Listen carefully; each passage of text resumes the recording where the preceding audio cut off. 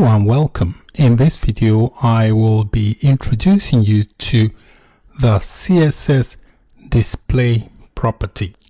The CSS display property specifies how an element is displayed.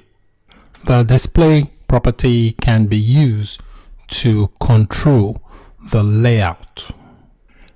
Every HTML element has a default display value depending on what type of element it is. The default display value for most elements is either block or inline.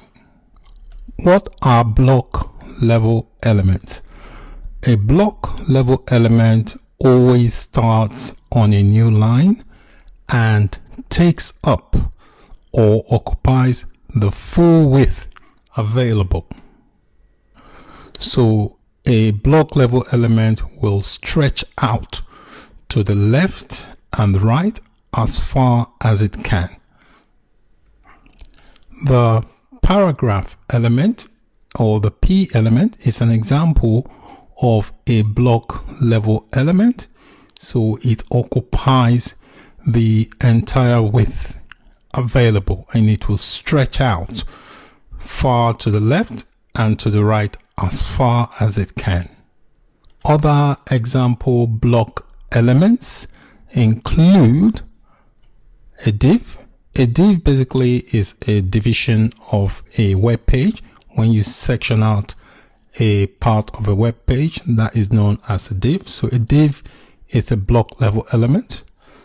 H1 to H6 is also a block level element, and the paragraph, which we've already covered, is also a block level element. What is an inline level element? The inline element is different from the block level in that with an inline element it does not start on a new line and it only occupies as much width as necessary. So it will only take up the width it needs. An example of an inline element is the anchor element, which you need to add a link to a web page. It will only take up the required space it needs. Other example of inline element apart from the anchor element is the image element, which is the IMG element. IMG is the element you need to add an image to a web page. So by default, it is an inline level element. So I've got my image here on my page, which by default is an inline element. So the method of display is inline. So if I want to, for example, center this image, I will have to do two things. I will have to reapply the margin of the image to probably give it a margin of 0 and ortho, and I will also change the display behavior from inline, which is the default. I'll change it to block so that it displays it in block. So let me show you how I would do that. So this is my CSS. Just need to create some space on my CSS. So I'll just tab down here and I'll type in the name of the element, which would be the selector IMG, and I'll do my curly braces and I'll separate the curly braces, and in between the curly braces is where I will define my CSS rule. So I'll say display. Okay, the display of the image, I want it to be block. So the default is inline, but I'm changing it to block.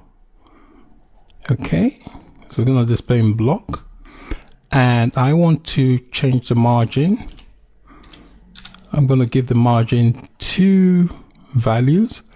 First value is going to be a 0, and the second value I'm going to make it auto. And you can see I misplaced my semicolon, that's a semicolon, you can see it has centered the image. So when you have margin and you specify two values, the first value here goes to the top and the bottom, second values go to the left and the right. So just by changing the display property to block and the margin, I've been able to center the image. If I just drag that along, so you can see the image is now centered using the CSS properties I have just applied. In this video, I introduced you to the CSS display property and also illustrated how to use the display property. Before I wrap up this video, I just want to comment out this text here. So you feel free to play around with any of these elements here. Just play around with the CSS. If you want to make changes, feel free to do so.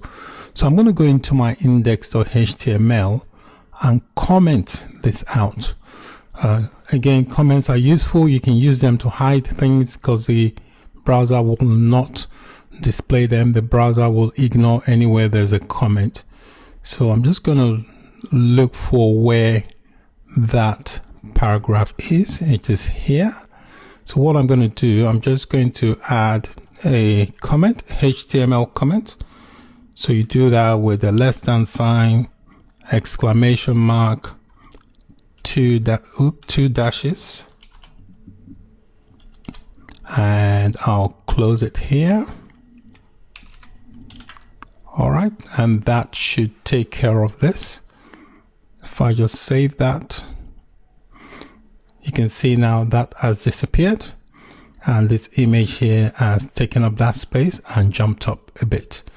So let me just expand that. Yep, so that's it. So if I want later, I can reposition this, or if I want to add another text, I can go back there and add it. At least you know how to do that now. So it's very important to be able to try different things out. You can comment certain aspects out of your code if you don't want them to display, so that you can see how the page looks without that. And if you decide you want the item again, just remove the comment and the text or whatever element will now display. Thanks for watching. In this video, I will introduce you to the CSS font property. The CSS font property defines the font family, the boldness, the size, and the style of a text. If you want to set the type of font that an element uses, you need to do that using the font family property. I've got my CSS here and I am going to add a font family for this paragraph here in blue, which is controlled by this class here called para. So all I need to do is type in font family property and I'll define each of the fonts I want to use. It's always good to use more than one font, just in case the computer that is viewing the page doesn't have that font, then it will default to the next available font. But always start with the font that you want to use first, followed by the other one. You give substitutes. So here I have listed 3 types of fonts. So what will happen is the first choice will be Arial. If the computer viewing the web page has not got Arial, it will default to the next one, which is Helvetica. If it hasn't got Helvetica, it goes to the next available one, which is Time. So always good when you're defining your font family, the values, make sure you have more than one value specified. If you've got some text that you want to make italic, the property you need to use to do that is the font style property.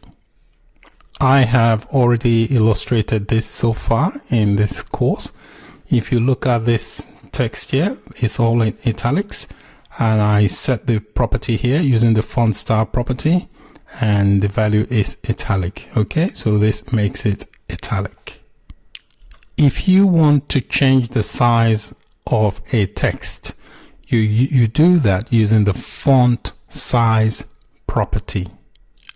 I've already illustrated that in a previous video on the course. So if we look at line 12 here of my CSS, I've used the font size property on the H1 element, which is this element here, which controls this heading. So I set the font size to 65 pixels, hence we've got this big title. If you want to make your font bold, just like these are bolded out, you use the font weight property that will make the font bold.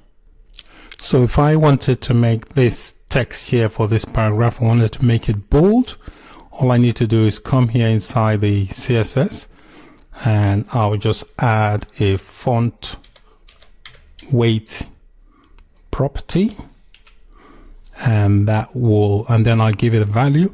With the font weight, you can set different values. These are degrees of boldness, that being the lightest and 700 being the lowest. So you can do all that, or you can just use bold.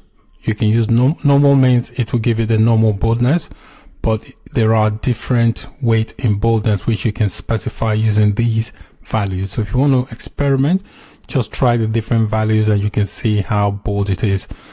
I'm going to just leave it to this value, which is bold. You can see it's made that bold. So if you want to make text pronounced, or if you want to make it quite visible, make it bold, use the font weight property.